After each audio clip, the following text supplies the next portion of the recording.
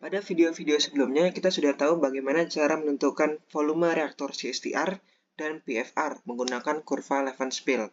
Namun bagaimana jika reaktor-reaktor tersebut disusun secara seri?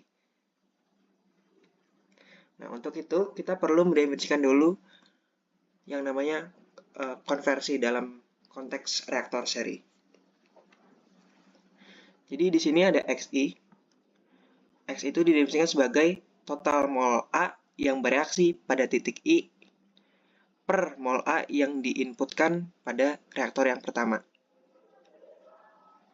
Contohnya seperti berikut. Jadi X1 atau XI adalah mol A yang bereaksi pada poin 1, pada poin I di sini adalah 1, per mol A yang dimasukkan pada reaktor pertama. Artinya di sini. Begitu juga dengan X2 pada saat I sama dengan 2. Merupakan reaktor A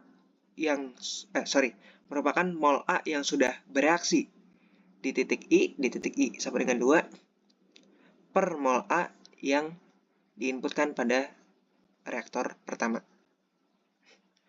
Jadi misalnya reaktor kedua atau reaktor ketiga, basisnya juga tetap input pada reaktor yang pertama. Di pembaginya maksudnya. Lalu bagaimana cara menentukan ukuran reaktor CSTR secara seri?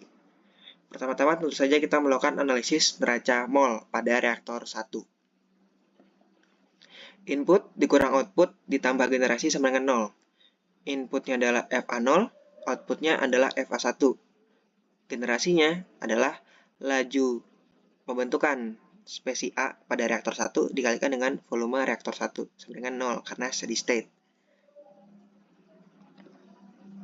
Lalu karena kita tahu bahwa FA1 atau laju alir mol pada titik 1 sama dengan laju alir mol A pada input awal FA0 dikurang dengan FA0 dikali XI atau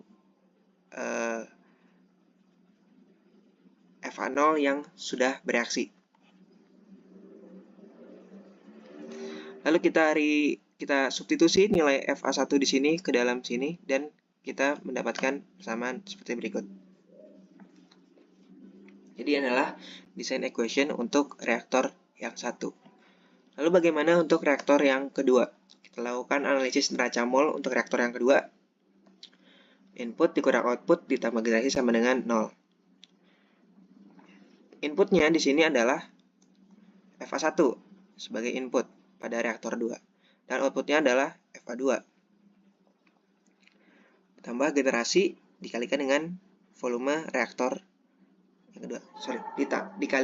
Ditambah dengan laju pembentukan A di reaktor 2 dan dikalikan dengan volume reaktor 2 sama dengan 0.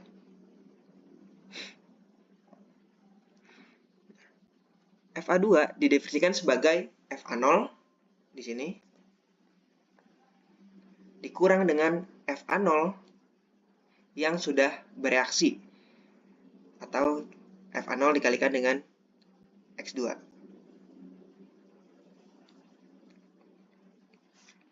Lalu kita substitusikan FA2 di sini ke dalam FA2 di sini.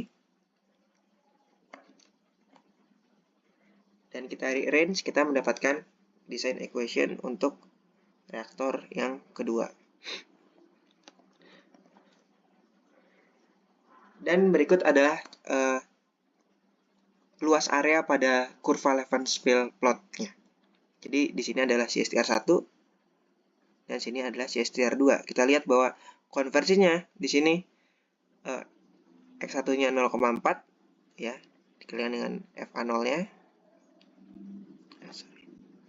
Dikalikan dengan FA0-nya di sini.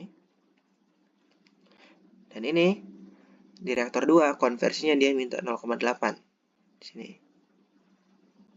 Dikalikan dengan FA0 per minus A-nya.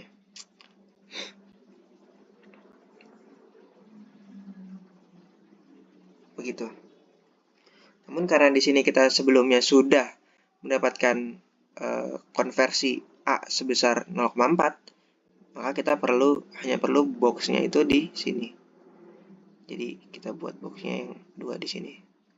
Karena input di reaktor 2 adalah 0,4 konversinya, dan output di reaktor 2 konversinya adalah 0,8. Maka ini adalah area untuk menentukan reaktor 2. Ini adalah area untuk menentukan reaktor 1.